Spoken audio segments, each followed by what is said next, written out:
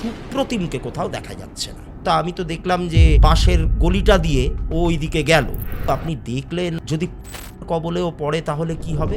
একটুখানি গাছগাছালিতে ভরা একটা জায়গা, একটা জলাশয়ে দেখা যাচ্ছে, তার ধারে একটা গাছের নিচে ওই সুপ্রতিম দাঁড়িয়ে খুব মনোযোগ সহকারে কিছু একটা দেখছে।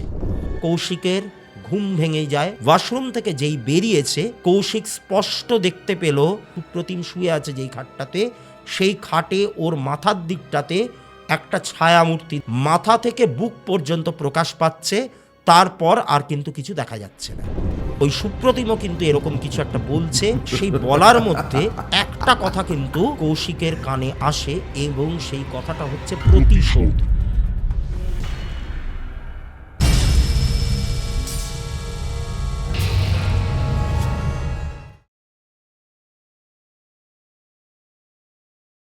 নমস্কার দর্শক বন্ধুরা, ভূততন্ত্রে আপনাদের সকলকে আমি স্বাগত জানাই। আশা করি আপনারা প্রত্যেকে ভালো আছেন, সুস্থ আছেন, আনন্দে আছেন। শনিবার রাত 9টা আমি আবারও উপস্থিত হয়েছি একটি ঘটনা নিয়ে। দেখুন, আমাদের অনেক রকম বদ অভ্যাস কিন্তু রয়েছে, যেখানে সেখানে থুতু ফেলা, যেখানে সেখানে মূত্রত্যাগ করা, এরকম নানান রকম আজে বাজে কাজ আমরা কিন্তু অনেক সময় না ভাবনা চিন্তা করেই করে থাকি।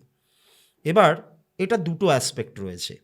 একটা হচ্ছে আপনারা রাস্তাঘাট নোংরা করছেন, হেলথ হাইজিনের ব্যাপারটা জানছেন না, বুঝছেন না, বা সেই জায়গাটাকে কম্প্রোমাইজ করছেন, করে এই সমস্ত ব্যাপারগুলো করে ফেলছেন, এতে একটা সমস্যা হয়। এছাড়া অনেক সময় কি হয়, এই কাজগুলো করলে পরে যেই জায়গাটাতে একজন ব্যক্তি এই জিনিসটা করছেন, সেখানে জমে থাকা কিছু নেগেটিভিটি তাদের সঙ্গে কিন্তু অ্যাটাচড হতে পারে। আমি বলছি না যে প্রত্যেকেই যারা এই কাজগুলো করছেন তাদের সঙ্গে নেগেটিভিটি জুড়ে যাচ্ছে, তা নয়। হয়তো দেখা যাচ্ছে যে 100 জনের মধ্যে একজন বা দুজনের সঙ্গে এই ব্যাপারগুলো হচ্ছে, অর্থাৎ নেগেটিভিটি ক্লক করে যাচ্ছে। কিন্তু যাদের সঙ্গে এই দুজনের সঙ্গেও যদি হয়, মানে 100 জনের মধ্যে দুজন, 2%ও যদি এই জিনিসটা ফেস করে, তাহলে সেটা কতটা ভয়ানক মানে পর্যায়ে যেতে পারে, সেইটা আজকের ঘটনার মাধ্যমে আপনারা কিন্তু বুঝতে পারবেন। ঠিক এই রকমই একটা অভিজ্ঞতার সম্মুখীন হয়েছিলেন দক্ষিণ কলকাতা নিবাসী সুপ্রতিম রায়চৌধুরী নামে একটি ছেলে।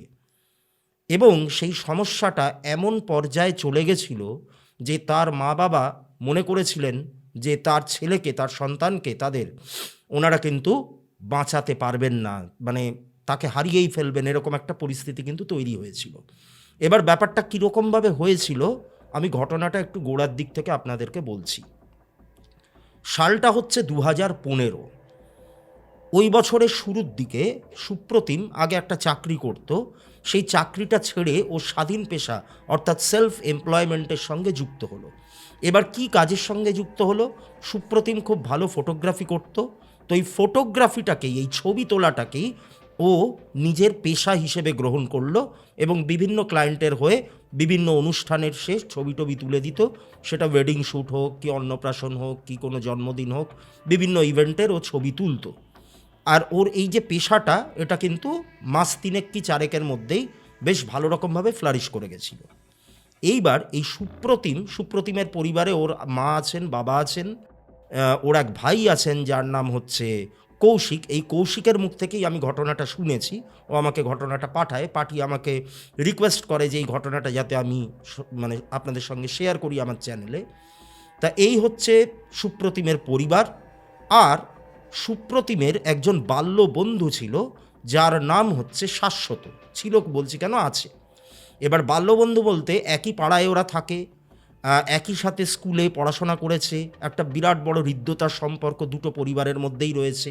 অর্থাৎ শাশ্বতর মা বাবার সাথে সুপ্রতিমের মা বাবার খুব ভালো সম্পর্ক, বাড়িতে যাতায়াত করা, নেমন্তন্ন করে খাওয়ানো, এই রকম ব্যাপার, মানে যেটা হয় আর কি, সেই সবটাই কিন্তু ওদের মধ্যে ছিল বা আছে। এইবার এই শাশ্বত, সেও একটা চাকরি করত।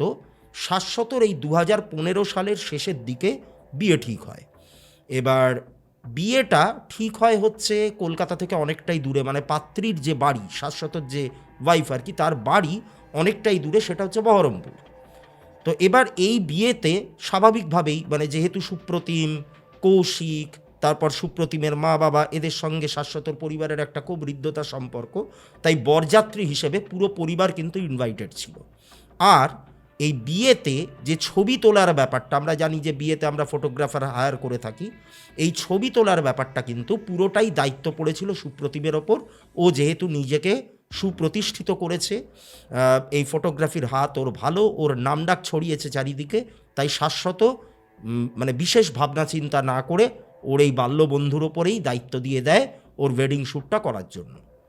এবার নির্ধারিত দিনে ওরা প্রত্যেকেই বাসে করে, যেমন হয় আর কি বরযাত্রীর গাড়ি যেটা, সেই বাসে করে ওরা বরযাত্রী যায়। বহু লোকজন, মানে শাশ্বতর পরিবারের লোকজনও তো ছিল, তা জনা 20-25 জন তো হবেই, এরকম বরযাত্রী গেছে। বিয়েটা নির্বিঘ্নেই মিটেছে। এবার বিয়ের পরের দিন কন্যা বিদায় আছে, মানে মেয়েকে নিয়ে বাড়ি ফেরা হবে। তা ওরা সকাল সকাল ওইখান থেকে রওনা দেয় আর কি, মানে বহরমপুর থেকে একটু সকালের দিকে, মানে ওই 11:30 এরকম টাইমে রওনা দেয়। তা ওদের কালচার অনুযায়ী, ওদের সংস্কৃতি অনুযায়ী কনেকে মানে সকালবেলাতেই শ্বশুরবাড়ি থেকে মানে বাপের বাড়ি থেকে শ্বশুরবাড়িতে নিয়ে আসতে হয় আর কি। যাই হোক, তাই এবার 11:30 নাগাদ ওরা বহরমপুর থেকে রওনা দিয়েছে কলকাতার উদ্দেশ্যে, মানে বিয়ের ঠিক পরের দিনই। এইবার বাস তো ছেড়েছে। বাস ছাড়ার পর কৃষ্ণনগর পৌঁছানোর কিছুক্ষণ আগে, মানে কৃষ্ণনগরে তখনও বাসটা ঢোকেনি, তো তখন মানে বাসের বিভিন্ন, মানে বরযাত্রীদের মধ্যে বিভিন্ন লোকেরা আর কি বলছে যে একটু বাসটাকে দাঁড় করানো হোক, একটু চা খাওয়া হবে। তা আমরা জানি যে লং জার্নির টাইমে চা খাওয়ার একটা প্রবণতা মানুষের মধ্যে থাকে, একটু ব্রেক নিয়ে দাঁড়িয়ে চা খাওয়া, সিগারেট খাওয়া, এগুলো মানুষ করে থাকে রিফ্রেশমেন্টের জন্য। তা কৃষ্ণনগর পৌঁছানোর আগেই সবার ইচ্ছা হয়েছে একটুখানি চা খাওয়ার, মানে অধিকাংশ লোকের আর কি। তা একটা জায়গায় একটা ধাবা দেখে, মানে একদম হাইওয়ের ধারে একটা ধাবা, একটু আইসোলেটেড জায়গা, আশেপাশে আর অন্য কোনো দোকানপাট বিশেষ একটা দেখা যাচ্ছে না, তা ওইখানে গাড়িটাকে দাঁড় করানো হয়েছে, মানে বাসটাকে দাঁড় করানো হয়েছে। এবার সবাই নেমে চাটা খাচ্ছে। চা খাওয়া হয়ে গেছে, দামটাম মেটানো হয়ে গেছে, কিন্তু হঠাৎ দেখা গেল যে সুপ্রতিমকে কোথাও দেখা যাচ্ছে না। সুপ্রতিম নেই, নেই মানে ওকে দেখাই যাচ্ছে না কোথাও। তা এবার কোথায় গেল এরকমভাবে খোঁজ চলছে। তা এবার দোকানে যিনি মালিক আর কি, তিনি ক্যাশ কাউন্টারে বসেছিলেন। তো তাকে জিজ্ঞাসা করা হলো যে এরকম হাতে ক্যামেরা নিয়ে, ও যখন বাস থেকে নেমেছিল, মানে চা খাওয়ার জন্য যখন সবাই নামছে, ও চা খায়নি, ও এমনি বাস থেকে নেমেছিল, তখন ওর মানে গলায় কিন্তু ওই ক্যামেরাটা ঝোলানো ছিল। তা তখন ওই ভদ্রলোক, মানে ওই ধাবার যিনি মালিক, তিনি বলছেন যে ওই ক্যামেরা হাতে নিয়ে যে ছেলেটা, তো তা আমি তো দেখলাম যে ওই পাশের গলিটা দিয়ে ও ওই দিকে গেল।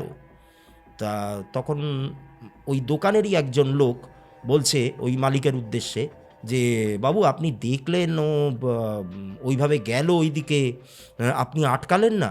যদি পিটারের কবলেও পড়ে তাহলে কি হবে? তা তখন ভদ্রলোক একটুখানি চমকে গিয়ে বা একটুখানি উদ্বিগ্নতার সাথে বললেন, ইস, এটা তো আমার আগে মাথায় আসেনি।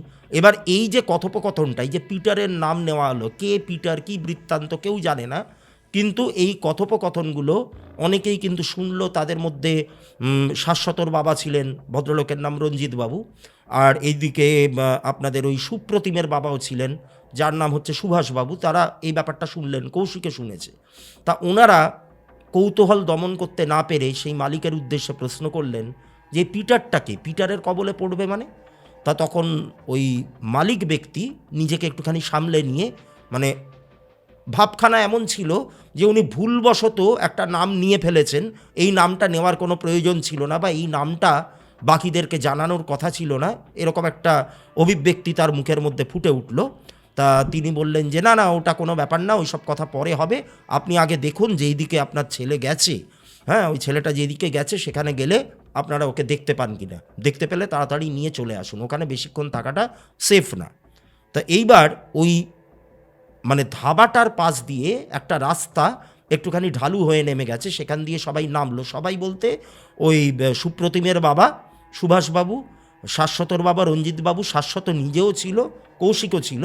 তা ওরা ওই দিক দিয়ে নেমে দেখছে একটুখানি গাছগাছালিতে ভরা একটা জায়গা, একটা জলাশয় দেখা যাচ্ছে, রোদ্দুরটা একটুখানি তেরছাভাবে এসে পড়েছে সেই জলাশয়ের ওপর। আর সেই জলাশয়ের ধারে, মানে একটা জলাশয় বলতে একটা ডোবা মতো আর কি, তার ধারে একটা গাছের নিচে ওই সুপ্রতিম দাঁড়িয়ে খুব মনোযোগ সহকারে কিছু যেন একটা দেখছে, মানে ওই গাছটার গোড়ার দিকে খুব কনসেন্ট্রেশন দিয়ে তাকিয়ে কিছু একটা দেখছে। তা ওরা ওইদিকে গেল, সুপ্রতিমের নাম ধরে বার কয়েক ডাকা হলো, ও কিন্তু কোনো রকম সাড়া দিল না। মানে ও যেটা দেখছে তার মধ্যে একদম বলতে পারেন একদম মগ্ন হয়ে গিয়ে, হ্যাঁ, ও দেখে যাচ্ছে। তা এবার ওরা সামনে গেল, গিয়ে দেখছে একটা অদ্ভুত দৃশ্য ওদের নজরে পড়ল। যখন সুপ্রতিমকে ডাকতে গেল ওরা কাছে গিয়ে, তখন একটা অদ্ভুত ব্যাপার ওদেরও নজরে পড়ল। কি দেখলো? ওরা দেখতে পেল গাছের ঠিক নিচটাতে, মানে গোড়ার দিকটাতে মাটির ওপর তেরছাভাবে একটা কাঠের ক্রস পোতা আছে। গাছটার ডালে অজস্র ধাগা বাঁধা, লাল আর হলদে রঙের, আর গাছের ডালটাতে খড়ি দিয়ে, মানে ওই চকটক দিয়ে আর কি, কোনোভাবে লেখা প্রভু যিশু, খুব ভালো করে ফলো করবেন লাইনগুলো, প্রভু যিশু দুর্বৃত্তের আত্মাকে তুমি দূরে রেখো, এই কথাটা কিন্তু ওখানে লেখা রয়েছে। তা এবার যাই হোক, তা সুপ্রতিমের বাবা বলুন বা শাশ্বতর বাবা বলুন, তারা ওই ব্যাপারটাকে অতটা গুরুত্ব দেননি। তা সুভাষবাবু তিনি কি করলেন, তার ছেলের কাঁধটাকে ধরে এইরকমভাবে ঝাঁকালেন যে কী আজে বাজে জিনিস দেখে যাচ্ছিস তুই, তোকে কতক্ষণ ধরে ডাকা হচ্ছে, তুই যাচ্ছিস না, এখানে ঠায় দাঁড়িয়ে রয়েছিস, কী ব্যাপারটা কী? তা ওই যে কাঁধে ঝাঁকুনিটা দেওয়া হলো, ওই ঝাঁকুনিটা দেওয়াতে মনে হলো যেন সুপ্রতিম একটা ঘোরের মধ্যে থেকে বাইরে বেরিয়ে এলো। বেরোতেই মানে যেরকম হয় আর কি, মানে আমরা একটা ঘোরের মধ্যে চলে গেলে, হ্যাঁ, একটু অন্যমনস্ক হয়ে পড়ি, তারপরে যখনই আমাদের হুঁশ ফেরে বা সম্বিত ফেরে আমরা এদিক ওদিক তাকাই, তো একটু অবাক হয়ে এদিক ওদিক দেখতে দেখতে মানে সুপ্রতিমের আর কি ঘোরটা কাটলো। তা বলছে যে আমি এখানে দাঁড়িয়ে রয়েছি, মানে ও নিজেও আর কি মানে মেলাতে পারছে না ব্যাপারটা যে এইখানটাতে ও দাঁড়িয়ে রয়েছে। তা তখন সবাই ওকে একটু ধমক টমক দিয়ে, যে এতক্ষণ ধরে ডাকা হচ্ছে, চল বাসে চল, আমরা আবার রওনা দেব, দেরি হয়ে যাবে না হলে। তাই এই বলে তো বাসে ওঠা হলো। এবার বাসটা তো ছেড়ে দিল ওখান থেকে। বাসে ওঠার পর ওই কৌশিক, তারপরে এই শাশ্বত, এরা সুপ্রতিমকে জিজ্ঞাসা করলো যে তুই ওখানে চলে গেছিলি, মানে কি ব্যাপারটা কি? তা তখন সুপ্রতিম বলছে যে দেখ, আমার হাতে তো ক্যামেরা ছিল, এবারে তো তোরা জানিসই যে আমার ফটোগ্রাফির কীরকম নেশা। তা আমি একটু ওই দিকটায় গাছগাছালি দেখে ভাবলাম যে একটু ফটো বা কিছু ক্যাপচার করব। তা ওখানটায় গিয়ে ওই পুকুরটার ধারে, পুকুরটার ওপরে এমনভাবে তেরছাভাবে রোদ্দুরটা পড়েছে, দূরে কিছু গাছ টাছ রয়েছে, আমি একটা অ্যাঙ্গেল থেকে একটা ভালো ভিউ নিয়ে ছবিটা তুলবো ভাবছিলাম, কিন্তু হঠাৎ করেই কী যে হলো আমি বুঝলাম না, আমার শরীরটা একটুখানি কাঁপুনি দিয়ে উঠলো, আমি যেন একটা ঘোরের মধ্যে চলে গেলাম, ওই জায়গাটাতেই ঠায় দাঁড়িয়ে রইলাম। তারপরে কি হয়েছে না হয়েছে সেই ব্যাপারে আমার বিন্দুমাত্র কোনো ধারণা নেই, কোনো আইডিয়া নেই। আমি সম্পূর্ণটাই একটা ঘোরের মধ্যে চলে গেছিলাম, পুরোটাই আমার কাছে ব্ল্যাঙ্ক। আমার সম্পূর্ণ হুঁশটা ফিরল হচ্ছে তোরা গিয়ে যখন আমার কাঁধটা ধরে ঝাঁকালি, মানে বাবা আমার কাঁধটা ধরে ঝাঁকালেন তখন।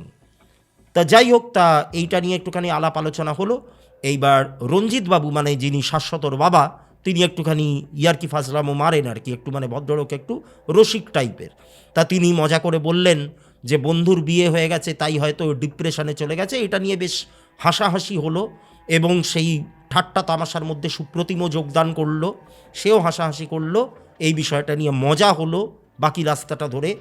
কিন্তু তখনও সুপ্রতিম জানে না যে কি অস্বাভাবিক একটা ঘটনা তার সাথে ঘটতে চলেছে কলকাতায় ফিরে, এবং কি ভয়ঙ্কর একটা জিনিস সে তার সাথে করে নিয়ে চলেছে তার বাড়ির উদ্দেশ্যে। তো যাই হোক, নির্ধারিত সময়ে বাস তো ঢুকলো কলকাতায়। ওই শাশ্বতর বাড়ির সামনে গিয়ে বাস থামলো, কনেকে বরণ করা হলো, তাদের বাড়িতে ঢোকানো হলো, তারপরে যা যা কিছু রীতিনিয়ম থাকে সেগুলো পালন করা হলো। সেদিন রাতে ওদের বাড়িতে ডিনারেরও অ্যারেঞ্জমেন্ট করা হয়েছিল। কৌশিক বলুন, সুপ্রতিম বলুন, ওর মা বাবা বলুন, ওরা প্রত্যেকেই ওখানে খাওয়া দাওয়া করলো শাশ্বতর বাড়িতে নিয়ে। মোটামুটি একটু রাতের দিক করে, ওই 9:30 10টা বাজে তখন। তা ওরা নিজেদের বাড়িতে ফিরে এলো, একই পাড়ার মধ্যে বাড়ি, মানে একদম ঢিল ছোড়া দূরত্বে, মানে এর বাড়ি থেকে তার বাড়ি দেখা যায়। এইবার সেই দিন রাতে বাড়ি ফিরে সুপ্রতিম বলছে যে আমার শরীরটা বিশেষ একটা ভালো লাগছে না, শরীরটা কেমন একটা ম্যাচ ম্যাচ করছে, গা হাত পায়ে ব্যথা মনে হচ্ছে, মাথাটা একটুখানি যন্ত্রণা করছে, আর সর্বোপরি ব্যাপার হচ্ছে পেটটা প্রচণ্ড গুলাচ্ছে, গা গুলাচ্ছে প্রচণ্ড, মানে পেটের মধ্যে খুব তোলপাড় করছে আর কি। তা সবাই ভাবলো যে গত 2 দিন ধরে, হ্যাঁ, বন্ধুর বিয়ে উপলক্ষে একটু ভালো মন্দ খাওয়া হয়েছে, কিছুক্ষণ আগেও খাওয়া দাওয়া হলো, তেল মশলাযুক্ত খাবার, হ্যাঁ, রিচ খাবার, হ্যাঁ, তা এইগুলো খাওয়া হয়েছে, এর কারণে হয়তো সুপ্রতিমের শরীরটা এরকম লাগছে। তা সুভাষবাবু কি করলেন, ওনার কাছে কিছু ওষুধ ছিল, সেই একটা ওষুধ উনি ওই সুপ্রতিমকে দিলেন। সুপ্রতিম খেয়ে সেই রাতের মতো ঘুমিয়ে পড়ল। রাতটা নির্বিঘ্নে কাটল। পরের দিন সকালবেলায় সবাই ঘুম থেকে উঠেছে। এবার কৌশিকও চাকরি করে, সুভাষবাবুও চাকরি করেন, তা ওনারা অফিসের জন্য তৈরি হচ্ছেন আর কি। এবার ব্রেকফাস্ট টেবিলে সবাই বসেছে। এবার সুপ্রতিমের তো চাকরির কোনো ব্যাপার নেই, তার নিজস্ব স্টুডিও আছে যেটা ওর বাড়ির একতলাতেই রয়েছে। তা সুপ্রতিমের ব্রেকফাস্ট টেবিলে উপস্থিত আছে। এইবার ও কোনো রকম কথাবার্তা বলছে না কারোর সাথে। এবার এই ব্যাপারটা একটু অস্বাভাবিক, কারণ সুপ্রতিম বরাবর ব্রেকফাস্ট টেবিলে সবাইকে একসাথে বসে মানে সবার সাথে একসাথে বসে খেতেও পছন্দ করে, প্রত্যেকের সাথে গল্পগুজব করে, আড্ডা মারা, হ্যাঁ, কথাবার্তা বলা, বিভিন্ন বিষয় নিয়ে আলোচনা করা, এই ব্যাপারটা কিন্তু ওর মধ্যে রয়েছে। বিশেষ করে ওর বাবার সঙ্গে বন্ডিংটা প্রচণ্ড রকম ভালো।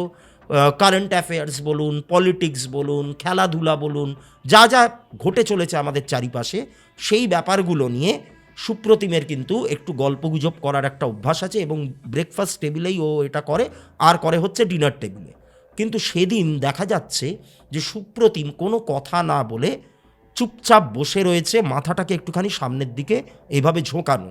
ওর মা অনেকক্ষণ আগে ওকে চা দিয়ে গেছেন, বিস্কিট দিয়ে গেছেন, কিন্তু ও কোনোটাই মুখে না তুলে একদম চুপচাপ বসে রয়েছে, পাথরের মূর্তির মতো বসে রয়েছে। এবার ব্যাপারটা একটু অস্বাভাবিক লাগাতে ওই সুভাষবাবু মানে সুপ্রতিমের বাবা, তিনি জিজ্ঞাসা করলেন যে কী রে, তুই এরকমভাবে চুপচাপ বসে আছিস মাথাটাকে ঝুঁকিয়ে, তোর শরীরটা ঠিক আছে তো, নাকি শরীর আরও বেশি খারাপ লাগছে? কোনো উত্তর নেই।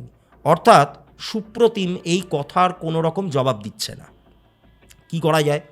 তা আরও দু একবার জিজ্ঞাসা করা হলো, কোনো রকম জবাব নেই, কিছু নেই। এবার কৌশিক কি করেছে, মানে ওর ভাই ওর কাছে এসে, সুপ্রতিমের কাছে এসে ওর কাঁধটাকে ধরে একটুখানি ঝাঁকিয়ে বলছে যে এই দাদা, কি হলো কি তোর? এইবার যখনই কাঁধটা ধরে ঝাঁকানো হয়েছে, তখন সুপ্রতিম আস্তে আস্তে মুখটা তুলে ওর ভাইয়ের দিকে, ওর তো মুখটা মানে মাথাটাকে একটু নিচু করে বসেছিল, এই মুখটাকে ঘুরিয়ে ওর ভাইয়ের দিকে তাকিয়েছে, মানে কৌশিকের দিকে তাকিয়েছে। কৌশিক দেখছে যে ওর দাদার দুটো চোখ, মানে সুপ্রতিমের দুটো চোখ রক্ত জবার মতো লাল। ওই রকম অস্বাভাবিক লাল রঙের চোখ কোনো মানুষের কিন্তু হতে পারে না, মানে চোখের সাদা অংশটা পুরো লাল হয়ে গেছে, টকটকে লাল হয়ে গেছে। আর খুব নিষ্ঠুর একটা দৃষ্টিতে, অদ্ভুত একটা দৃষ্টিতে সে কিন্তু তাকিয়ে রয়েছে তার ভাইয়ের দিকে।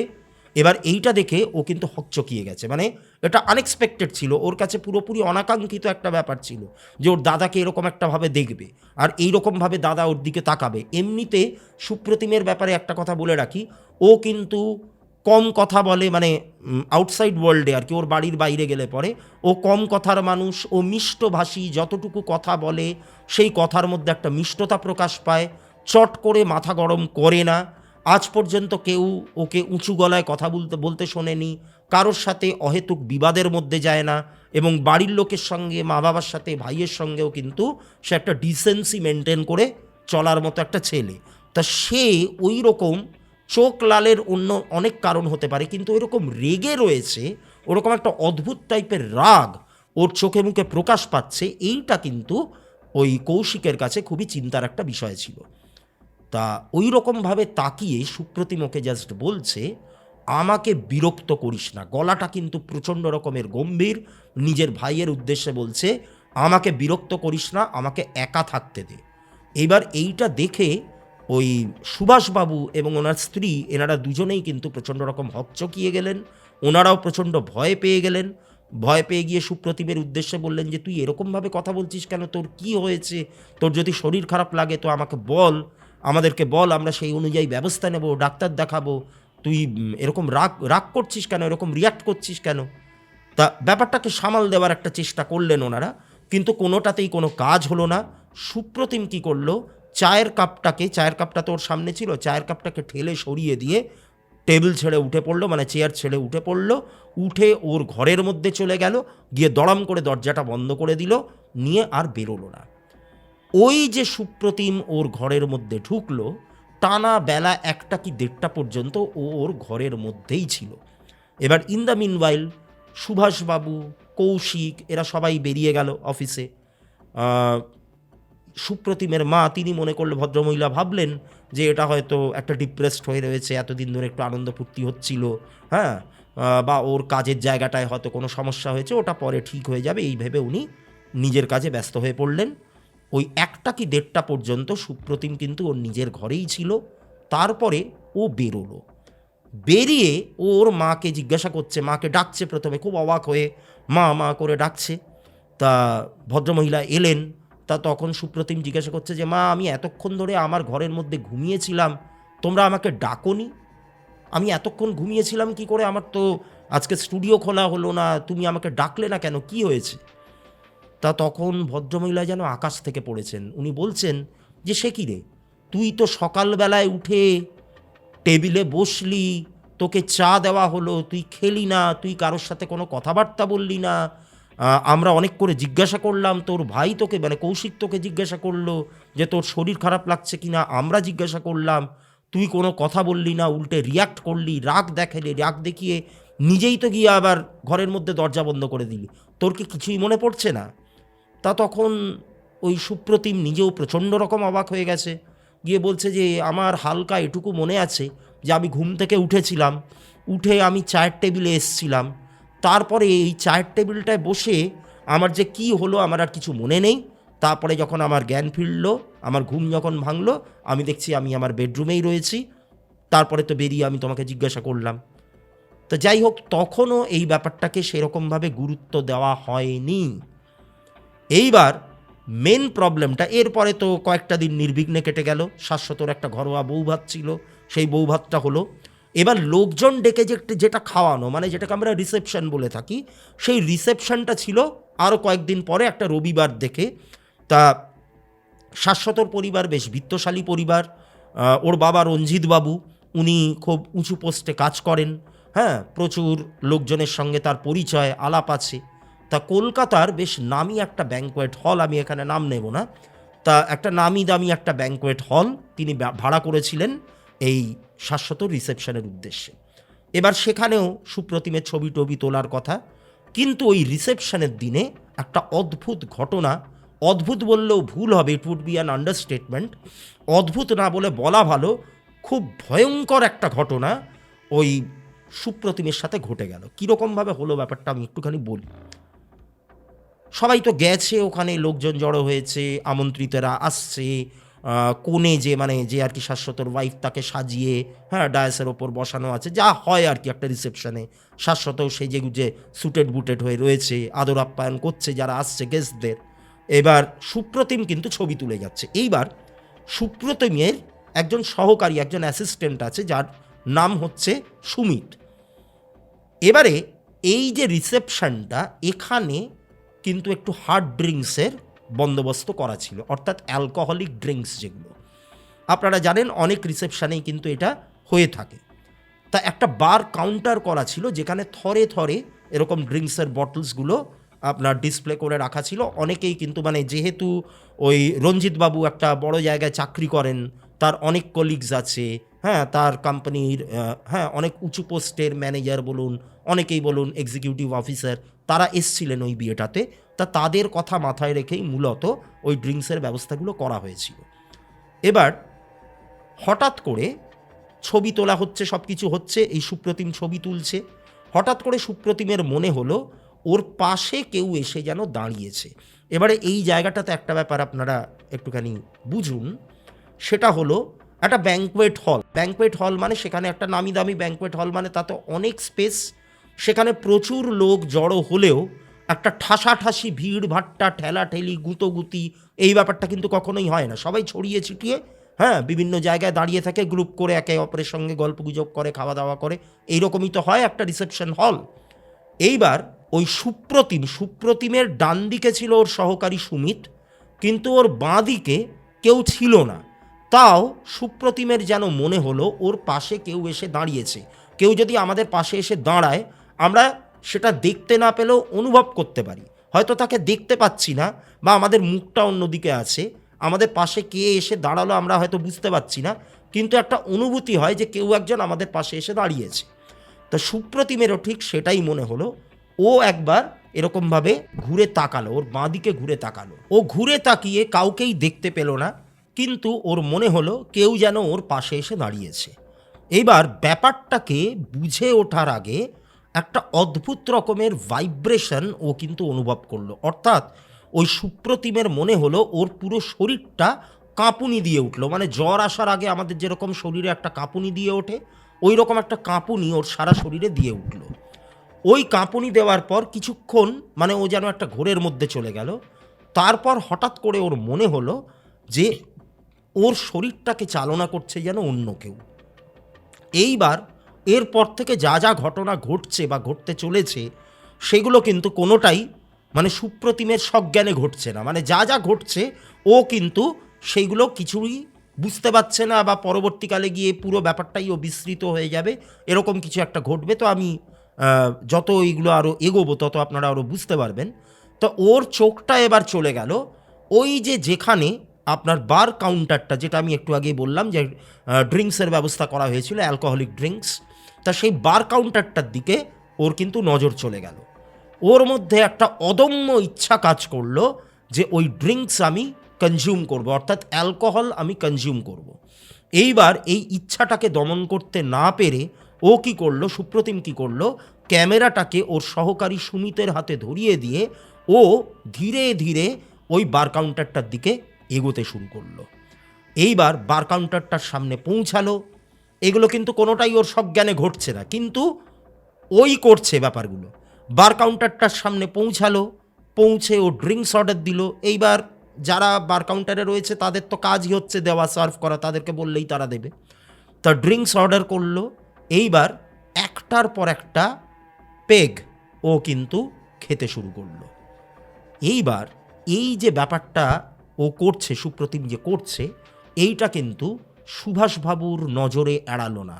সুপ্রতিমের মাও সেখানে ছিলেন, উনিও দেখতে পেলেন ব্যাপারটা, কৌশিকও ব্যাপারটা দেখতে পেল, শাশ্বতর নজরেও পড়ল। এবার এটা দেখে ওরা প্রত্যেকেই অবাক হয়ে গেল। কেন? তার কারণ এই সুপ্রতিমের কোনো রকমের অ্যাডিকশন নেই, না সে ধূমপান করে, না সে মদ্যপান করে, একটা সুপুরি পর্যন্ত দাঁতে কাটে না। তাহলে আজকে হঠাৎ কি এমন হলো যে এই রিসেপশনে এসে ওর এই ইচ্ছাটা মাথা চাড়া দিয়ে উঠলো, বা এই ইচ্ছাটা ওর মধ্যে তৈরি হলো নতুন করে, যে সেই আর সেটা এমনই ইচ্ছা যে ও সেটাকে দমনই করতে পারলো না, উল্টে ও একটার পর একটা গ্লাস ও কিন্তু শেষ করছে। এইবার কৌশিক প্রথমে মানে ওর মা বাবাকে বলল যে তোমরা একটুখানি ওয়েট করো, আমি একটু গিয়ে দেখে আসছি কি মানে কি কেন করছে ও এটা বলে ওর দাদার কাছে গেছে। দাদার কাছে গিয়ে বলছে যে এই দাদা, তুই এরকম কি এরকম করছিস কেন? মা বাবা কিন্তু সবটাই দেখতে পাচ্ছে, তুই হঠাৎ ড্রিঙ্ক করা শুরু করলি কেন? তুই তো আগে এগুলো খেতিস না, তোর তো এই নেশাগুলো ছিল না যতদূর আমি জানি, তাহলে হঠাৎ এরকম করছিস কেন? এগুলো করিস না, মা বাবা তো দেখছেই, এখানে এই রিসেপশানে অনেক পাড়ার লোকজন ইনভাইটেড আছে, তারাও দেখতে পাচ্ছে, তুই প্লিজ এগুলো করিস না। আর বলে ও অনেকভাবে থামানোর চেষ্টা করলো, কিন্তু ওই সুপ্রতিম কোনো কথাতে কর্ণপাত না করে ওর ভাইকে এক প্রকার মানে ভাইয়ের হাতটাকে এক প্রকার একটা ধাক্কা মেরে সরিয়ে দিয়ে ও একটা গ্লাস শেষ করে আবারও বার কাউন্টারটার দিকে গেল নতুন করে একটা পেগ নেওয়ার জন্য। অর্থাৎ অনেকগুলো পেগ কিন্তু ও অলরেডি শেষ করে ফেলেছে, মানে ও রীতিমতো মদ্যপ হয়ে গেছে সেই জায়গাটাতে। এইবার সুভাষবাবু মানে সুপ্রতিমের বাবা, তার তো লজ্জায় মাথা কাটা যাচ্ছে যে এরকম ছেলে এখানে এসে কী শুরু করলো। এবার রঞ্জিতবাবু বললেন ওই সুভাষবাবুকে, সুভাষদা যে আপনি একটু দাঁড়ান, আপনি গিয়ে বললে ব্যাপারটা একটু অন্যরকম হতে পারে, আপনি তো বাবা, আপনি ডাইরেক্টলি গিয়ে বলবেন না, আমি যাচ্ছি, আমি ব্যাপারটাকে ম্যানেজ করার, হ্যান্ডেল করার চেষ্টা করছি। এইবার সুপ্রতিম ততক্ষণে আবার নতুন একটা গ্লাস নিয়ে তাতে মজে গেছে। ভদ্রলোক গেছেন, ওই রঞ্জিতবাবু গেছেন, গিয়ে ওকে বলেছে যে বাবা তুই এটা কেন করছিস, এখানে এই সিন ক্রিয়েটটা করিস না, তোর মা বাবা দেখছে, এখানে অনেক আমন্ত্রিতেরা রয়েছে, হ্যাঁ, যারা আমাদের একই পাড়ার মধ্যে থাকে, তোকে তো সবাই চেনে, তোর ইমেজটা তো এখানে অন্যরকম, তা তুই এখানে বসে এইগুলো করছিস কেন, এরকম করিস না। মানে খুব রিকোয়েস্টের ভঙ্গিতে উনি বলে ওই সুপ্রতিমের হাতটা ধরেছে। হাতটা ধরার সাথে সাথে ওনার মনে হলো উনি যেন জ্বলন্ত কয়লার ওপরে হাতটা রেখেছেন। মানে সুপ্রতিমের শরীর অসম্ভব রকমের গরম, মানে জ্বর এলে পরে একজন মানুষের শরীরের তাপমাত্রা যেরকম হয়ে যায়, সুপ্রতিমের শরীরের তাপমাত্রা যেন তার থেকেও আরও অনেক বেশি।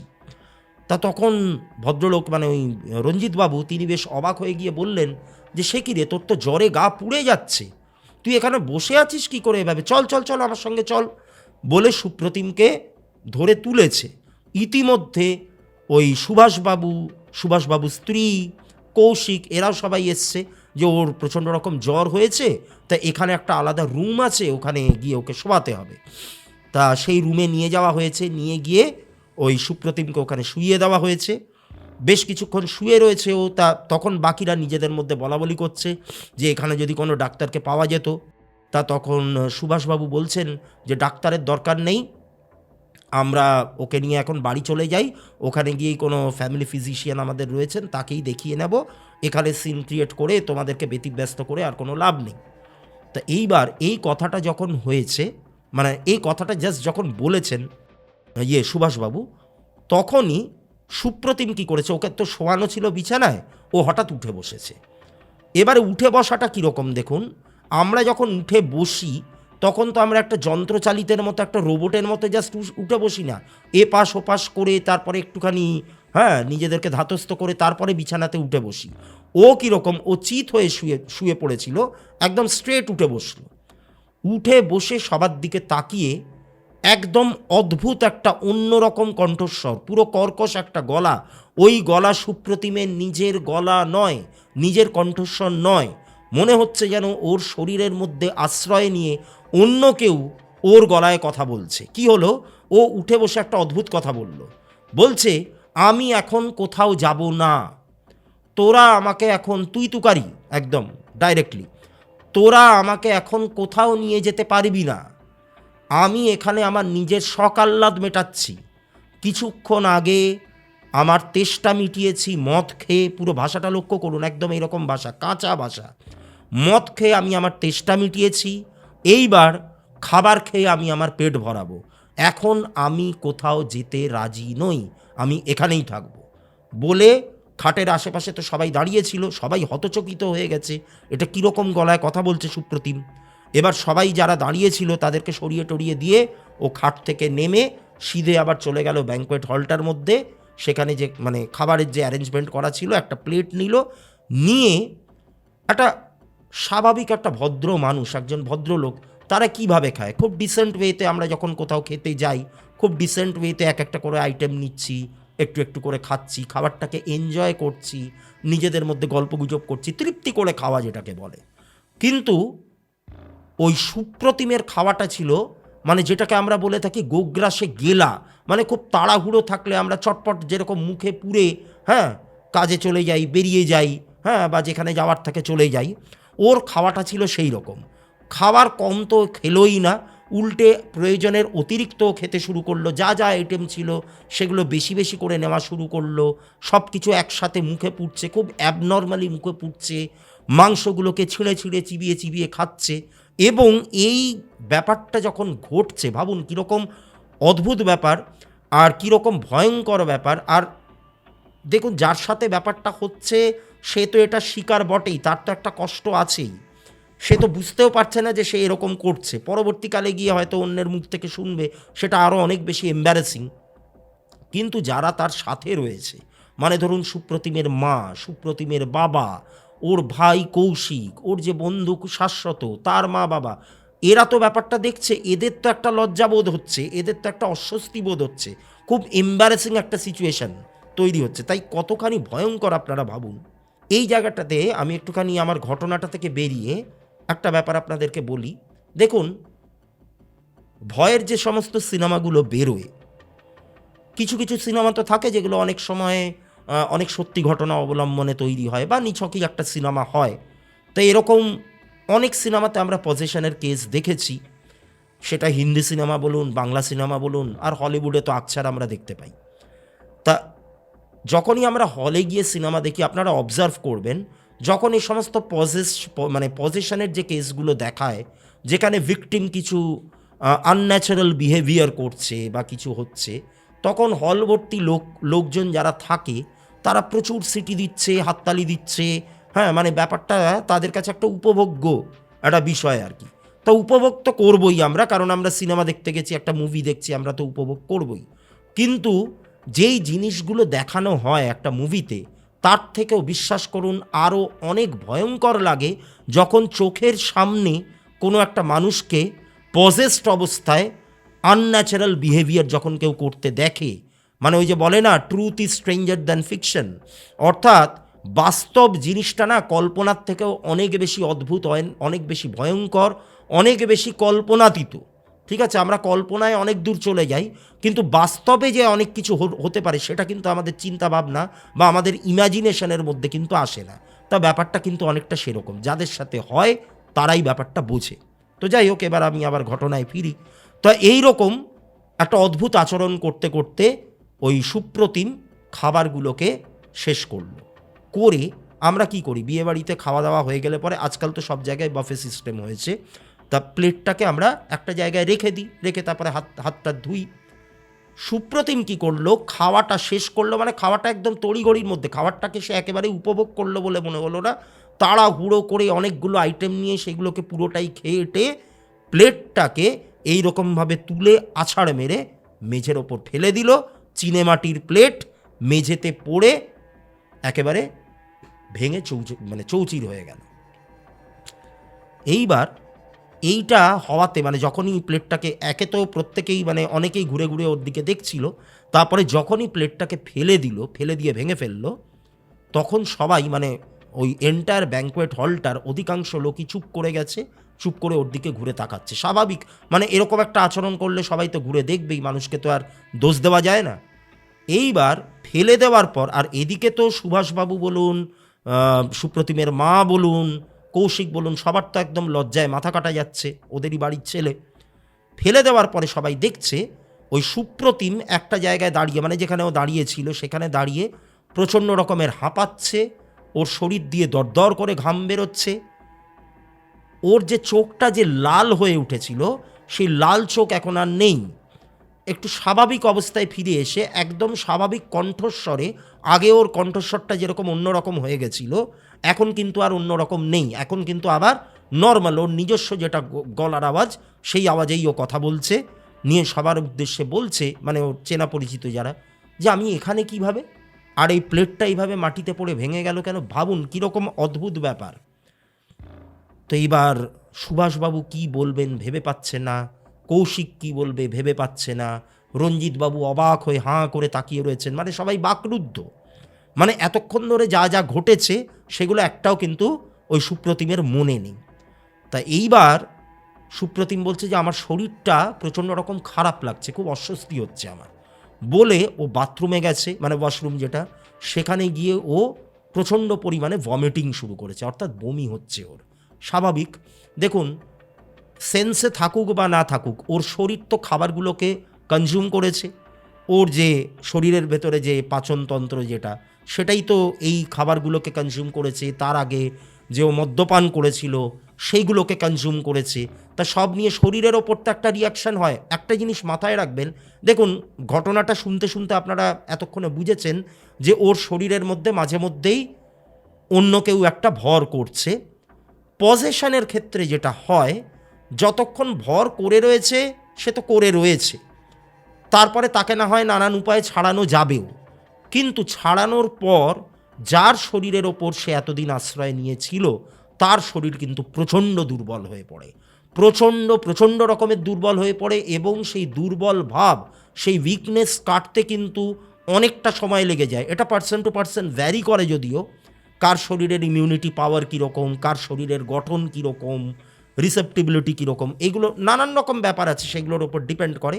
কিন্তু অনেক ক্ষেত্রে দেখা গেছে যে পজেসড হওয়ার পর, মানে পজেশন হয়তো কেটে গেছে, তাকে হয়তো ছাড়িয়ে দেওয়া হয়েছে, হ্যাঁ, এন্টিটিটাকে বার করে দেওয়া হয়েছে, কিন্তু তারপরেও 3 মাস থেকে 4 মাস পর্যন্ত তাদের শরীরের মধ্যে দুর্বলতা ছিল, ঘন ঘন জ্বর আসার ব্যাপার ছিল, এগুলো কিন্তু কন্টিনিউড হতে থাকে।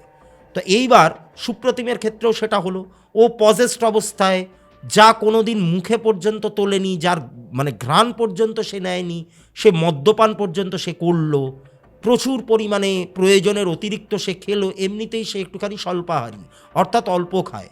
কিন্তু সেই দিনও প্রয়োজনের অতিরিক্ত খেয়ে এলো, আমি যেটা বললাম একটু আগেই আপনাদের। তা শরীর তো এগুলোকে গ্রহণ করেছে, তো তার তো একটা রিয়াকশান থাকবেই। তাই সেই রিয়াকশানটা এবার প্রকাশ পেতে শুরু করেছে। তা এবার ও বাথরুমে গিয়ে প্রচণ্ড রকম ভমিটিং করছে, বলছে যে আমার গাটা কেমন গুলাচ্ছে, আমার মাথাটা কেমন ঘুরছে, মুখের মধ্যে একটা তেতো তেতো স্বাদ আমি পাচ্ছি, মানে ড্রিঙ্ক করার পরে যেটা হয় আর কি। তো ওকে তখন ওইখানে আর সিন ক্রিয়েট না করে ওকে তখন ধরাধরি করে বাড়িতে নিয়ে আসা হলো।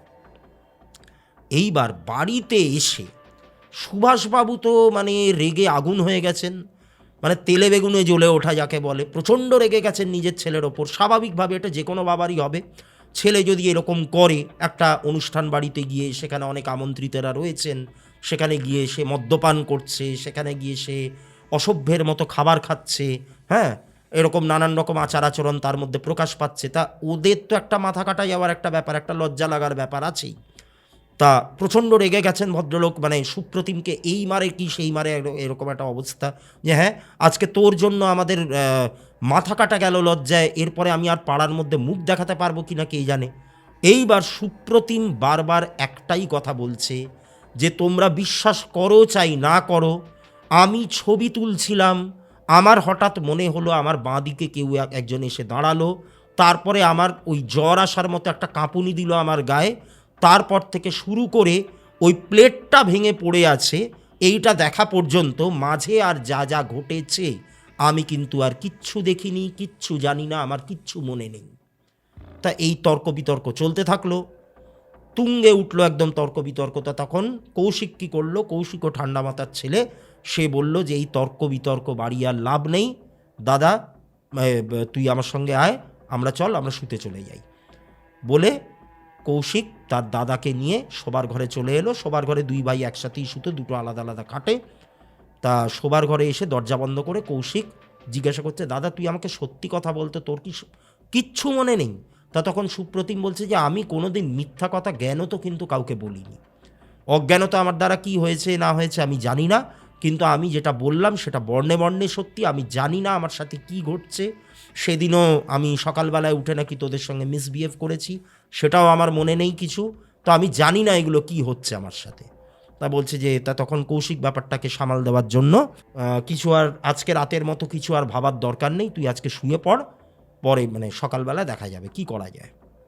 কিন্তু সেই দিন রাতে কৌশিক কিন্তু একটা ভয়ঙ্কর অভিজ্ঞতার সম্মুখীন হলো। রাত তখন কটা তা ঠিক জানা নেই, কৌশিকের ঘুম ভেঙে যায়।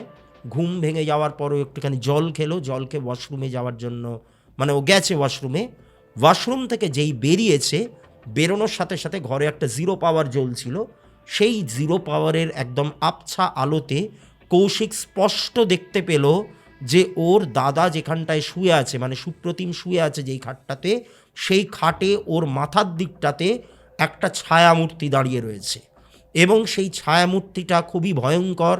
তার চোখ মুখ অতটা বোঝা যাচ্ছে না অন্ধকারের মধ্যে, একদম মিশমিশে কালো ধোঁয়াটে আকারের তার গড়ন, এবং তার মাথা থেকে বুক পর্যন্ত প্রকাশ পাচ্ছে, তারপর আর কিন্তু কিছু দেখা যাচ্ছে না। এবং সেই ছায়ামূর্তিটা বেশ কিছুক্ষণ ওই সুপ্রতিমের মাথার সামনে দাঁড়িয়ে তারপরে অন্ধকারের মধ্যেই কিন্তু সেটা আবার মিলিয়ে গেল। এবার এই দৃশ্যটা দেখে কৌশিক এতটাই ভয় পেয়ে গেল যে ও সঙ্গে সঙ্গে ঘরের আলোটা জ্বালালো। আলো জ্বালানোর সাথে সাথে ও দেখছে সুপ্রতিম এতক্ষণ ধরে যে এমনি নর্মালি চুপচাপ ঘুমাচ্ছিল, এখন ওর ঘুমটা একটু ডিস্টার্বড হচ্ছে, মানে ও ঘুমের মধ্যেই একটুখানি ছটফট ছটফট করছে, বিড়বিড় করে কি সমস্ত যেন বলছে। মানে আমরা অনেক সময় ঘুমের মধ্যে স্বপ্ন দেখলে পরে, হ্যাঁ, একটু ভয়ের স্বপ্ন বা কিছু এরকম দেখলে পরে আমরা অনেক সময় চমকে চমকে উঠি, হ্যাঁ, একটু ভীত সন্ত্রস্ত হয়ে পড়ি, তারপরে আমরা নানান রকম ভুল বকে ফেলি, যেটা আমাদের আশেপাশের মানুষরা হয়তো শুনতে পায়, আমরা তো পাই না, যে বলে সে পায় না। তা ওই সুপ্রতিমও কিন্তু এরকম কিছু একটা বলছে, আর সেই বলার মধ্যে বাকি কথাগুলো কি বলছে অতটা বুঝতে না পেলেও একটা কথা কিন্তু ওই কৌশিকের কানে আসে, এবং সেই কথাটা হচ্ছে প্রতিশোধ। এই প্রতিশোধ কথাটা কিন্তু ওই কৌশিক কিন্তু শুনতে পায়। ওই সুপ্রতিম বারবার করে এই প্রতিশোধ কথাটা কিন্তু তার ওই বিড়বিড়ানির মধ্যে মাঝে মধ্যে বলে টলে উঠছে। তা এইটা দেখে ও মারাত্মক রকমের ভয় পেয়ে যায়, দুশ্চিন্তার মধ্যে পড়ে যায়। ওর মা বাবাকে ডাকে, ওর মা বাবা ঘরের মধ্যে আসে। তা তখন মানে তখনও সুপ্রতিম ওরকম বিড়বিড় করে কী সমস্ত বলছে। এবার মা বাবা যেই ঘরের মধ্যে আসেন, সঙ্গে সঙ্গে সুপ্রতিম আবার সেই আগের মতোই, যেরকম ওই বিয়ে বাড়িতে গিয়ে, হ্যাঁ, ওই রিসেপশানে গিয়ে ও যেরকম খাটের ওপর উঠে বসেছিল, সেরকম স্ট্রেট মানে একদম তাড়াক করে উঠে একদম সোজা হয়ে বসে সবার দিকে তাকাচ্ছে, চোখ কিন্তু সেই আগের মতো লাল। তা তখন সুভাষবাবু বলছেন যে তোর কষ্টটা কি হচ্ছে আমাদেরকে খুলে বল, আমরা তো কিছু বুঝতে পারছি না, তুই এরকম অদ্ভুত আচরণ কেন করছিস।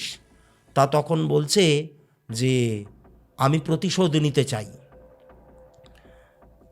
তা প্রতিশোধ নিতে চাস মানে কীরকম, কী প্রতিশোধ, কী সমস্ত বলছিস, কার এগেনস্টে তুই প্রতিশোধ নিতে চাস। বলছে যে না, তিনজন আছে, মন্টু, বাবলু আর দুলাল, এই তিনটে নাম, ঠিক আছে, এই নামগুলো একটুখানি খেয়াল রাখবেন, এগুলো পরে গিয়ে রহস্যটা ফাঁস হবে আপনাদের কাছে। তো মন্টু, বাবলু আর দুলাল, এই তিনজনের এগেনস্টে আমি প্রতিশোধ নিতে চাই। একদম অন্য কণ্ঠস্বরে বলছে, ওই আগে যেরকম কর্কশ গলায় ও কথা বলছিল, পুরোপুরি অন্য কণ্ঠস্বর, এই কণ্ঠস্বর ওর নিজের নয়।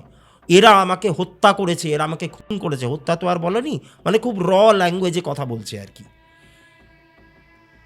তা তখন এই বলতে বলতে মানে প্রতিশোধ নেব প্রতিশোধ নেব, মানে তার মধ্যে একটা উত্তেজনা, একটা অদম্য একটা রাগ, হ্যাঁ, এইগুলো একটা জিঘাংসা কাজ করছে ওর কথাবার্তার মধ্যে। বলতে বলতে একটা টাইমে ওর শরীর আবার ক্লান্ত হয়ে পড়ল, সুপ্রতিম আবার কিন্তু বিছানার ওপর এলিয়ে পড়ল। এইবার পরের দিন সকালে ওকে নিয়ে যাওয়া হলো একজন সাইকিয়াট্রিস্টের কাছে, সাইকিয়াট্রিস্ট বা সাইকোলজিস্ট কেউ একজন। এবার সাইকোলজিস্ট মানে আপনারা তো জানেন যে তারা কথাবার্তার মাধ্যমে, হ্যাঁ, সমস্যাটাকে বোঝবার চেষ্টা করে। তা তিনি, সেই ডাক্তার আর কি, তিনি বারবার করে ওই সুপ্রতিমের সাথে কথা বলছে। তা উনি বলছেন যে তুমি কে, মানে এবার সুপ্রতিম কিন্তু সম্পূর্ণভাবে পাল্টে গেছে, হ্যাঁ, মানে ও আর ওর নিজের মধ্যে নেই, ও ওর সত্তাটাকে হারিয়ে ফেলেছে। মানে ও যে সুপ্রতিম রায়চৌধুরী, হ্যাঁ, ও যে সুভাষ রায়চৌধুরীর ছেলে, এই ব্যাপারগুলো কিন্তু ও ভুলে গেছে, বিস্মৃত হয়ে গেছে। ও সম্পূর্ণ অন্য গলায় কথা বলছে, নিজেকে একটা অন্য ব্যক্তি হিসেবে ভাবছে। তা তখন সাইকোলজিস্ট ওকে জিজ্ঞাসা করেছেন যে তুমি কে, নিজের পরিচয় দাও। তা তখন ওই সম্পূর্ণ ভিন্ন কণ্ঠে সুপ্রতিম বলছে আমার নাম হলো পিটার। এইবারে এই জায়গাটা আপনারা দেখুন, নিজের নাম মানে নিজের পরিচয় দিচ্ছে ও পিটার হিসেবে। এই পিটার নামটা আশা করি আপনাদের মনে আছে, বরযাত্রী থেকে মানে বরযাত্রী ফেরার টাইমে ওরা যখন কৃষ্ণনগরের আগে বাসটাকে একটা ধাবার সাইডে দাঁড় করিয়ে ওরা চা খাচ্ছিল, সুপ্রতিম সম্পূর্ণ অন্য একটা জায়গায় চলে গেছিল ওর ক্যামেরা হাতে করে, তখন ওকে যখন জিজ্ঞাসা করা হলো, মানে ওকে যখন খোঁজ করা হচ্ছিল, তখন দোকানের মালিকের মুখে কিন্তু এই পিটারের নামটা ওরা শুনেছিল। সেই নামটা সুপ্রতিম কিন্তু তখনও শোনেনি, বা বাসে ওঠার পর ওই পিটারের নাম কিন্তু উল্লেখ করা হয়নি কোথাও। তাহলে প্রশ্নটা হলো সুপ্রতিম এই নামটা কোত্থেকে জানলো? ওর সামনে তো এই নামটা নেওয়া হয়নি, এবং এই প্রসঙ্গটা তোলাও হয়নি, উত্থাপনও করা হয়নি, এটা নিয়ে কোনো আলোচনাও করা হয়নি। বাসে যখন ওরা আবার উঠেছিল, ওরা নিজেদের মধ্যে হাসাহাসি করছিল। তা এই জায়গাটাতে সুভাষবাবু এবং ওনার ওয়াইফ, ওনাদের দুজনেরই কিন্তু এই জায়গাটাতে খটকা লাগে যে তাহলে আমরা এতদিন এটাকে মানসিক সমস্যা, এবার দেখুন একজন সাইকোলজিস্ট বলুন বা সাইকিয়াট্রিস্ট বলুন, যাই বলুন না কেন, তারা কিন্তু এই ব্যাপারটা, তারা তো আর সবসময় এই স্পিরিচুয়াল পজিশন এই ব্যাপারগুলোকে তারা গুরুত্ব দেবে না। তারা যখনই একটা অ্যাবনর্মাল বিহেভিয়ার দেখবে বা কারোর ব্যবহারের মধ্যে একটা পরিবর্তন দেখা যাবে, অন্য একটা গলায় কথা বলছে, এই ব্যাপারগুলো যখনই তারা দেখবে, তখনই কিন্তু তারা স্প্লিট পার্সোনালিটি ডিসঅর্ডার এই ব্যাপারগুলো তারা তাদের আলোচনার মধ্যে আনবে। তারা কিন্তু এই স্পিরিট পজেশন এই ব্যাপারগুলোকে তো তারা আর গুরুত্ব দেবে না। তো যাই হোক, তা তখন এই সুভাষবাবু এবং ওনার পরিবারের যে সমস্ত লোকেরা, তাদের মনে হলো, মানে ওর মা বাবা, তাদের মনে হলো যে আমরা এতদিন ব্যাপারটাকে মানসিক সমস্যা ভেবে ভুল করছিলাম, আসলে এই সমস্যাটা কি তাহলে অন্য রকমের কিছু, তাহলে কি করা যায়। কারণ ওদের খটকাটা এই জায়গাটাতেই লাগলো যে পিটারের নামটা ওরা শুনেছিল, সুপ্রতিম শোনেনি। বাসে যখন ওরা আবার ওঠে তখন পিটারের সম্পর্কে আর কোনো রকম আলাপ আলোচনা হয়নি, তাহলে এই নামটাও কেন বলছে। ও কিভাবে এই নামটা জানলো কোনো দিন। আর কৌশিকও বলছে যে আমি ওইখান থেকে ফেরার পর থেকে আর কোনো দিনও ওই পিটারের নাম আমিও শুনেছিলাম, কিন্তু আমি ব্যাপারটাকে গুরুত্ব দিইনি, আমি প্রায় ভুলতেই বসেছিলাম, আমি দাদার সাথে এটা নিয়ে কোনো আলোচনাই করিনি। তাহলে এই নামটা কি করে দাদার মাথায় এলো? তা এইবার এই সুভাষবাবু, এনার আদি বাড়ি হচ্ছে বর্ধমান জেলার একটা কোনো রিমোট একটা গ্রামের দিকে, এবং সেই বাড়িটাতে এখনও কিন্তু ওনার জ্যাঠতো দাদা আর বৌদি থাকেন। তা ওই বাড়িটাতে কিন্তু একজন সাধকের আনাগোনা আছে, সেটা উনি জানতেন, মানে ওদের একটু এই সমস্ত জায়গায় যাতায়াত রয়েছে, তিনি জানতেন এই ব্যাপারটা। তা উনি তখন কি করলেন, ওনার ওই জ্যাঠতো দাদার সঙ্গে যোগাযোগ করলেন। ভদ্রলোক বললেন যে তোমরা ওই সুপ্রতিমকে নিয়ে অ্যাজ আর্লি অ্যাজ পসিবল এখানে চলে আসো, আমি ওই সাধকের সঙ্গে কথা বলছি। তা নির্ধারিত দিনে পরের দিনে ওনারা আর দেরি করলেন না সুভাষবাবু, পরের দিনই গাড়ি নিয়ে সুপ্রতিমকে নিয়ে বেরিয়ে পড়লেন। সঙ্গে গেলেন ওনার স্ত্রী, কৌশিকও সাথে গেল, আর শাশ্বতর বাবা রঞ্জিত বাবু তিনিও কিন্তু ওনাদের সাথে গেছিলেন বর্ধমান। এবার কলকাতা থেকে বর্ধমানের ওই যে গ্রামটা, ওটা অনেকটাই ডিস্টেন্স, প্রায় 5-5.5 ঘন্টা ধরে জার্নি করার পর অবশেষে ওরা পৌঁছালো। এবার ওকে যখন, মানে সুপ্রতিমকে যখন গাড়ি থেকে নামানো হচ্ছে, ও কিন্তু তখন প্রচণ্ড রকমভাবে চিৎকার করছে, পুরো রাস্তাটাও চিৎকার চেঁচামেচি করতে করতে এসছে। ওর উন্মাদনা এতটা পর্যায়ে, এতটা বাড়াবাড়ি পর্যায়ে চলে গেছিলো যে লাস্ট ওর হাত পা বেঁধে রাখতে হয়েছিল। ওই হাত পা বাঁধা অবস্থাতেই ওকে চ্যাংদোলা করে গাড়ি থেকে নামানো হলো। জায়গাটা একটা মফস্বল টাইপের, একটা গ্রাম্য টাইপের একটা জায়গা। তো গ্রামের দিকে এই সমস্ত ঘটলে পরে প্রচুর লোকজন কিন্তু জড়ো হয়ে যায় ব্যাপারটাকে দেখবার জন্য। শহুরে অঞ্চলে কি হয়, আরবান এরিয়াতে কেউ কারোর খবর রাখে না, মানে একটা অ্যাপার্টমেন্টে আছে, এই পাশে মানে এই ফ্ল্যাটে যে রয়েছে, পাশের ফ্ল্যাটে কি হচ্ছে, সেই কালচারটা আস্তে আস্তে হারিয়ে যাচ্ছে শহরাঞ্চলগুলোতে। কিন্তু গ্রামের দিকে গেলে পরে বা মফস্বল এরিয়াগুলোর দিকে গেলে পরে এখনও কিন্তু আপনারা দেখতে পাবেন কিছু কিছু জায়গাতে যে সবাই সবার খোঁজ খবর রাখে। তা ও যখন এরকম অদ্ভুত আচরণ করছে, তখন সবাই কিন্তু বাড়ি থেকে বেরিয়ে জড়ো হয়েছে ব্যাপারটা দেখবার জন্য, কি হয়েছে। সবাই ভয় পাচ্ছে দেখে, একটা এরকম মানে খুব মানে কি বলবো, একটা এম্বারেসিং সিচুয়েশান যাকে বলে। তা এবার ওই সাধকের সঙ্গে যোগাযোগ করা হলো।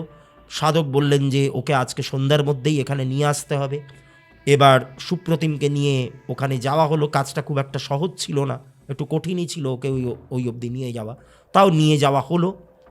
তা তখন ওই সাধক তাকে যজ্ঞবেদীর সামনে বসিয়েছেন, তিনি একজন প্রেত সাধক ছিলেন। তা যজ্ঞবেদীর সামনে বসিয়েছেন, বসিয়ে তিনি পরপর জিজ্ঞাসা করছেন। তা তখন বলছে যে তুই কে, তোর নিজের পরিচয়টা দে। সাধকরা যেরকমভাবে, তান্ত্রিকরা যেরকমভাবে কথা বলেন আর কি। তা প্রথমটায় বলতে চাইছে না, তারপরে মারধর দেওয়া হলো। মারধর দিয়ে তারপরে ওকে জিজ্ঞাসা করা হলো যে তুই কে, এখানে কোত্থেকে এসছিস, তোর নিজের পরিচয়টা দে। তা তখন বলছে যে আমি হচ্ছি পিটার, আগেও বলেছিল। তা তখন জিজ্ঞাসা করা হচ্ছে যে তুই এখানে কেন এলি? তা বলছে যে আমি প্রতিশোধ নিতে চাই। আমি এই ছেলেটার দেহের মধ্যে আশ্রয় নিয়েছি, আশ্রয় নিয়ে আমি আমার জাগতিক সুখ আহ্লাদ যেগুলো আছে, শখ আহ্লাদ, সেগুলো মেটাচ্ছি।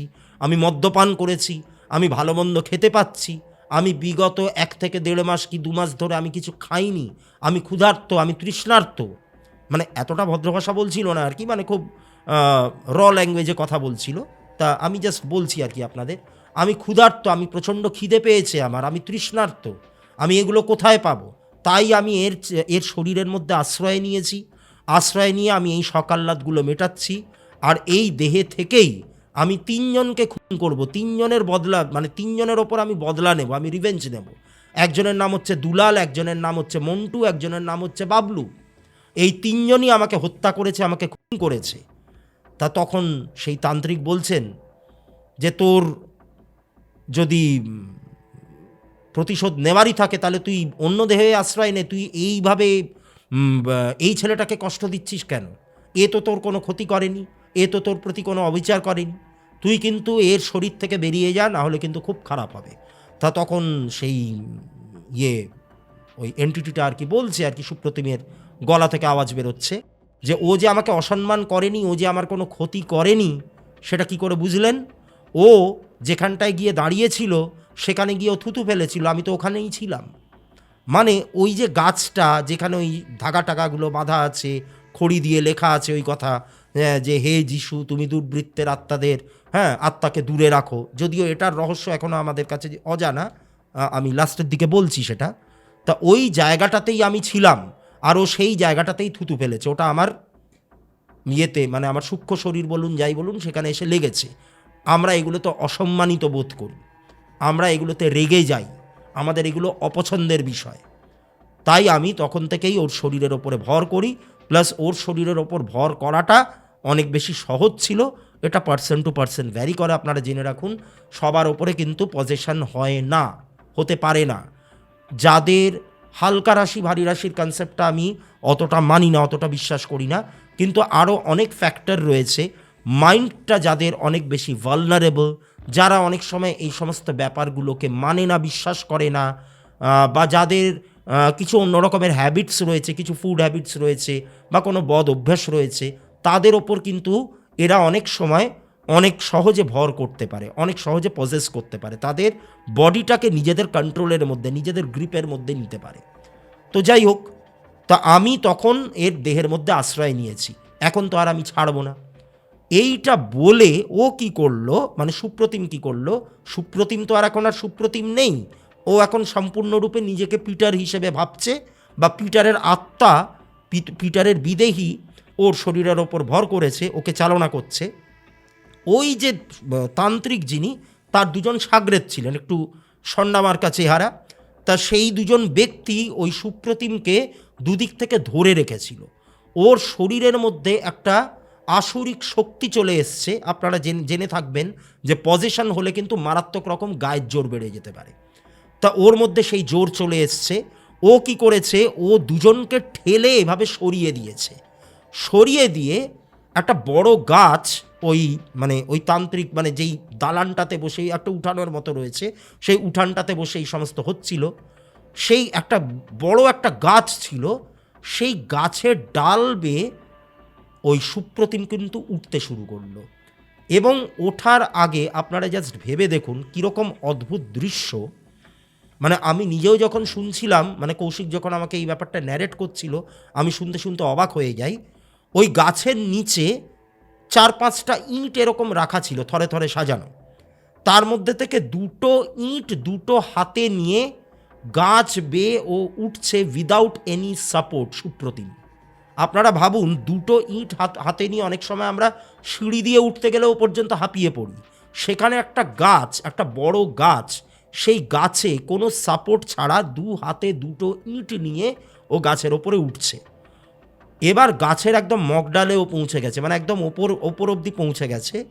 পৌঁছে ও মানে খুব নিষ্ঠুর গলায় সবার উদ্দেশ্যে বলছে, এক্ষুনি যদি এই ক্রিয়াকার্যগুলো বন্ধ না করা হয়, তাহলে কিন্তু আমি এই থান ইট দিয়ে কারোর একটা মাথা ফাটাবো এখানে। তা তখন সেই সাধক ব্যক্তি বলছেন যে এখনও আমি তোকে ভালো কথা বলছি, তুই নেমে আয়, তুই এই ছেলেটার শরীর কিন্তু ছেড়ে দে। দেখ, তোরও কিন্তু একটা পরিবার আছে, সেটা আমি কিন্তু জানি। আমি এমন কিছু জিনিসের সাধনা করি যারা কিন্তু আমার বশীভূত, যারা কিন্তু আমাকে নানান রকমের ইনফরমেশন দেয়। আমি কিন্তু তোর কেসটা যখন হাতে নিয়েছি, আমি কিন্তু তাদের সঙ্গে কমিউনিকেট করে তোর নাড়ি নক্ষত্র সব জেনে গেছি, তোর বাড়িতে কে কে আছে, তোর বউ আছে, তোর বাচ্চা আছে। আমি যদি চাই এক্ষুনি এখান থেকে এমন একজনকে তাদের বাড়িতে পাঠাবো যে সে গিয়ে কিন্তু ওখানে সব কিছু শেষ করে দিয়ে চলে আসবে। তাই আমি বলছি, নিজের স্ত্রী আর মেয়ের প্রতি যদি কোনো রকম মায়া থাকে, তাহলে এক্ষুনি ওর শরীরটা ছেড়ে দে, এই ছেলেটার শরীর তুই ছেড়ে দে। আমি কথা দিচ্ছি তোর কোনো ক্ষতি করব না। এইবার এই হুমকিটাতে কাজ হলো। ওই সুপ্রতিমের দেহ থেকে পিটারের বিদেহী কিন্তু আস্তে আস্তে বেরিয়ে চলে গেল। এবার ও তো ইতিমধ্যে গাছের ওপরে উঠে পড়েছে। যখন ও বেরিয়ে গেছে, ও প্রচণ্ড ভয় পেয়েছে। ওর যখন জ্ঞান ফিরে এসছে, ও বুঝতে পারছে না যে আমি এই অবধি কীভাবে পৌঁছালাম। ও ওপরে ঝুলে রয়েছে প্রায় বলতে গেলে। তা তখন ওই যে দুজন সাগরেদ ওই সাধকের, তারা গিয়ে ধরাধরি করে ওকে গাছ থেকে নামিয়ে আনলো। তা ও তারপর আস্তে আস্তে বিপন্মুক্ত হলো। ওর শরীরের মধ্যে থেকে পিটার কিন্তু চিরতলে মানে বেরিয়ে চলে গেল, আর কোনো দিন ওর দেহের মধ্যে আসেনি। কিন্তু সুপ্রতিমের শরীর খারাপটা অনেকগুলো দিন ধরে কিন্তু ছিল। ওর দেহটাকে কিন্তু অনেক রকমভাবে পীড়া দিয়েছে। ও অনেক দিন অসুস্থ ছিল, মাঝে মধ্যেই জর্জারি তার এসছে, যেটা আমি একটু আগেই আপনাদেরকে ব্যাখ্যা করেছি যে পজেশনের ক্ষেত্রে বিদেহী তো ছেড়ে বেরিয়ে চলে যায়, কিন্তু যার দেহের মধ্যে আশ্রয় নেয় তাকে কিন্তু অনেক দিন ধরে ভুগতে হতে পারে। এইবার এই ঘটনাটা মানে শেষ হয়ে যাওয়ার পর অনেক দিন বাদে ওই রঞ্জিত বাবু আর সুভাষ বাবু দুজনে মিলে গাড়ি নিয়ে ওই জায়গাটাতে গেছিল, মানে ওই যে চায়ের দোকানটা, ওই যে ধাবাটা যেখানে ওরা দাঁড়িয়ে সেদিন চা খেয়েছিল, যেখান থেকে আর কি হ্যাঁ এই ঘটনাটা সূত্রপাত, সেখানে গেছিল ওরা গিয়ে একবার ওই দোকানের মালিক যিনি ছিলেন তার সঙ্গে কথা বলে এসছে যে ঘটনাটা অ্যাকচুয়ালি কী। কারণ আমার ছেলের সঙ্গে যা যা ঘটেছে আমি তো নিজের চোখে দেখেছি। পিটারের বিদেহী ওর মধ্যে ভর করেছিল, সেটাকে এখন আর অস্বীকার করে কোনো উপায় নেই। কিন্তু কে এই পিটার, কি এর অতীত? তা তখন ওই ধাবার মালিক একটা কথা বলেছিলেন ওনাদেরকে যে ঘটনাটা মানে আজ থেকে প্রায় 1.5-2 মাস আগে ঘটনাটা ঘটে। পিটার হচ্ছে এই এলাকার একজন দুষ্কৃতী ছিল এবং তার সঙ্গী সাথী বা তার চেলা চামুন্ডা ছিল হচ্ছে বা বন্ধু ছিল হচ্ছে ওই দুলাল, বাবলু আর মন্টু।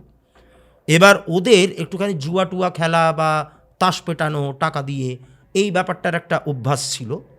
তা এই আড্ডাটা বসলে পরে এদের মধ্যে প্রচণ্ড রকমের ঝামেলা লেগে যেত, টাকা কড়ি নিয়ে ঝামেলা লেগে যেত, সেটা মারপিট হাতাহাতি, কারণ তখন সবাই মানে মদ্যপ অবস্থায় থাকতো। মারপিট হাতাহাতির পর্যায়ে পৌঁছে যেত, এ ওকে মারছে, ও তাকে মারছে, হ্যাঁ শারীরিকভাবে আঘাত করছে।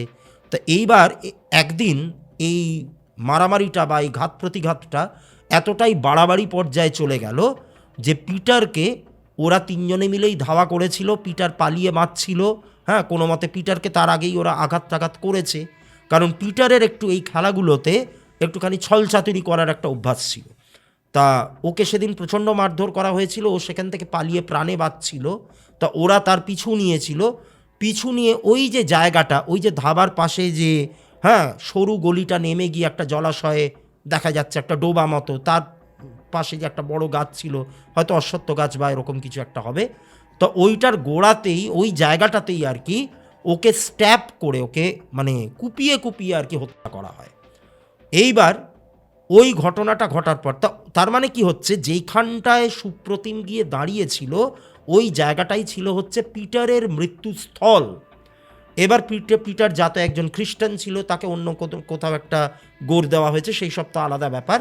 কিন্তু ওই ঘটনাটা ঘটার পর ওই জায়গাটাতে অনেক সময় কিন্তু পিটারকে দেখা গেছে এবং আশপাশের দিকে ভেতর দিকে যত বাড়িঘরদোর রয়েছে সেখানকার বাসিন্দারাও কিন্তু পিটারকে দেখতে পেয়েছে রাত বিরেতে। এবং চায়ের দোকানটাতেও কিন্তু মাঝে মধ্যে পিটার এসে দাঁড়িয়েছে, তাকে for a fraction of second দেখা গেছে। উপদ্রব কিন্তু দিনে দিনে বেড়েছিল।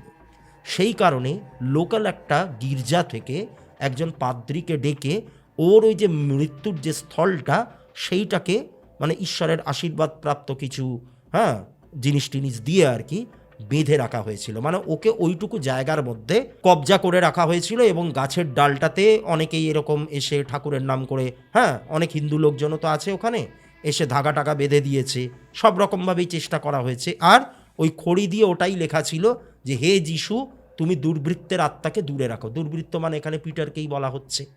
তা এই ছিল হচ্ছে ব্যাপার। তা যখন সুপ্রতিম গিয়ে ওখানে দাঁড়ায়, ওর শরীরটাকে কম্প্যাটেবল মনে করে পিটার কি করে, পিটারের বিদেহী বা পিটারের আত্মা ওর শরীরের উপরে ভর করে। তারপরে বাকিটা তো আপনাদেরকে বললামই কি হলো। তা এই ছিল হচ্ছে আমার ঘটনা, আজকের ঘটনা। আশা করি আপনাদের প্রত্যেকের ভালো লেগেছে। যদি ভালো লেগে থাকে তাহলে ভিডিওটিকে লাইক করবেন, কমেন্টে জানাবেন কেমন লাগলো। আপনারা যদি আপনাদের ঘটনা আমাকে জানাতে চান তাহলে অবশ্যই ডেসক্রিপশন বক্সে দেওয়া নাম্বারে আমার সাথে যোগাযোগ করুন। ফোন কল করতে পারেন, হোয়াটসঅ্যাপে যোগাযোগ করতে পারেন, ঘটনা ভয়েস মেসেজের মাধ্যমে আমাকে পাঠাতে পারেন। আমার যদি ঘটনা শুনে ভালো লাগে তাহলে অবশ্যই আমি সেই ঘটনা আপনাদের সাথে শেয়ার করব। আমার চ্যানেলটিকে দয়া করে সাবস্ক্রাইব করবেন এবং নিজেদের মানুষের সাথে এই ভিডিওটিকে, এই চ্যানেলটির লিঙ্ককে আপনারা দয়া করে ভাগ করে নেবেন। আবারও দেখা হচ্ছে আগামী শনিবার আপনাদের সাথে নতুন কোনো একটি হাড় হিম করা ঘটনা নিয়ে। আপনারা প্রত্যেকে ভালো থাকবেন, সুস্থ থাকবেন। নমস্কার।